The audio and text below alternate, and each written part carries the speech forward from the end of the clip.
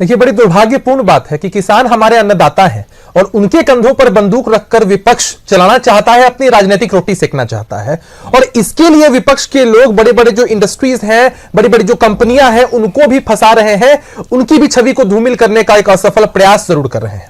अभी मेरे बड़े भाई कह रहे थे कि भाई जो किसान है, जिनके साथ भी वो कॉन्ट्रैक्ट फार्मिंग में जाते हैं, उस कॉन्ट्रैक्ट पेपर को जमा करके लोन ले सकते हैं। सुमित जी, आपका भी इतना लंबा अनुभव रहा होगा, जरा एक बात को समझिए कि बहुत सारे अनऑर्गेनाइज सेक्टर्स में भी बैंक लोन देती है कि भाई हमने किसी की जमीन, किसी का मकान किराए पर लिया और वहां हम कोई व्यवसाय कर रहे हैं, तो उस व्यवसाय के नाम पर बैंक लोन देती है, ना कि वो जो प्रॉपर्टी है वो गिरवी हो जाए। प्रॉपर्टी गिरवी होने का मतलब है कि प्रॉपर्टी जो देने वाला है वो प्रॉपर्टी के पेपर को दे, वहां दस्तखत करे कि भाई हम इस चीज को मानते हैं कि हमारी प्रॉपर्टी गिरवी है। तो सिर्फ भ्रम की स्थिति है। जो भी कानून है किसानों के पक्ष में है, वार्ता लगातार चल रही है। मैं आपको बता रहा हूं सुमित जी कि आखिर पेट में दर्द क्यों है। पेट में दर्द इसलिए है कि अभी विपक्ष जानता है कि हम बड़े कमजोर हैं। अगर यह मुद्दा समाप्त हो जाएगा तो आखिर किस मुद्दे पर राजनीति करेंगे। किसान भाई हमारे आए, आप बिहार से हैं सुमित जी, बिहार में देखिए ना कहां है। बिहार में तो लोग इसके सपोर्ट में निकल रहे हैं। कहां आपको बिहार में किसान दिखते हैं किसान बिल के विरोध में?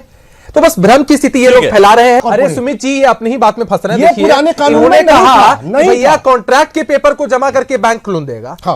और कॉन्ट्रैक्ट के पेपर को जमा करेगा, जमीन के दस्तावेज, जमीन के मालिक उसके बाद उस पर केसीसी नहीं मिलेगा। सुमित जी, किसान कोई अधिकार है कि जब चाहे अपना कॉन्ट्रैक्ट तोड़ सकता है, उसको जुर्माना भी नहीं देना पड़ेगा।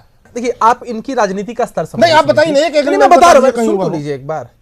देखिए, जब भी कोई कानून लाया जाता है, उसके प्रोस एंड कॉन्स होते हैं, उस पर डिस्कशन चल रहा है। लेकिन इनकी राजनीति का स्तर जरा आप देख लीजिए कि ये लोग कल्पना के आधार पर ऐसा कह रहे हैं कि 3-4 सालों में ऐसा होगा, फिर ऐसा होगा, फिर ऐसा होगा तो जमीन छिन जाएगी।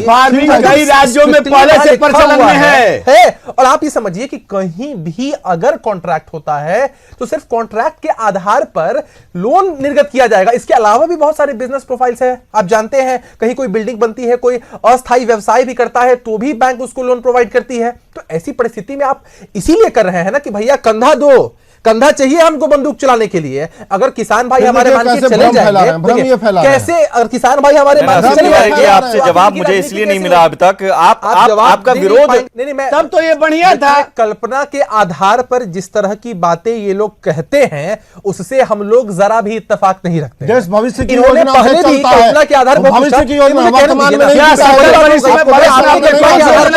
हम क्यों मान लेंगे?